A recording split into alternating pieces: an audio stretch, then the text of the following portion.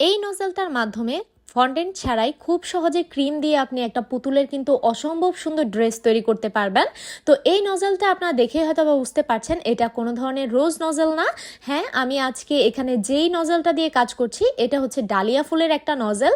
এই নজলটা দিয়ে আপনাকে খুব বেশি কিছু করতে হবে না, শুধুমাত্র যেরকম আমরা চেরি ফুলের পাপড়ি দেই ঠিক ওই রকম ভাবে একটার পর একটা পাপড়ি দিয়ে যেতে হবে। আর এর আগে অবশ্যই আপনার ড্রেস তৈরির ক্ষেত্রে টুথপিক দিয়ে একটু রাউন্ড শেপ করে একটা দাগ টেনে নেবেন, এতে করে কিন্তু প্রতিটা জায়গায় ড্রেসের মাপটা সমান থাকে আর দেখতেও সুন্দর লাগে।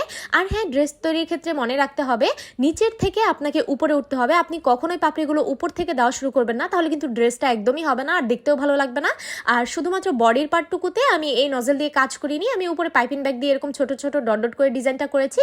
তো আপনারা চাইলে এই নজলটা দিয়ে কাজ করে কিন্তু দেখতে পারেন, মাশাআল্লাহ অসম্ভব সুন্দর ড্রেস তৈরি হয়। আর এই নজলটার নাম্বার ছিল 61 নাম্বার নজল। আর হ্যাঁ, আবারও বলছি এটা কিন্তু রোজ নজল না, ডালিয়া নজল।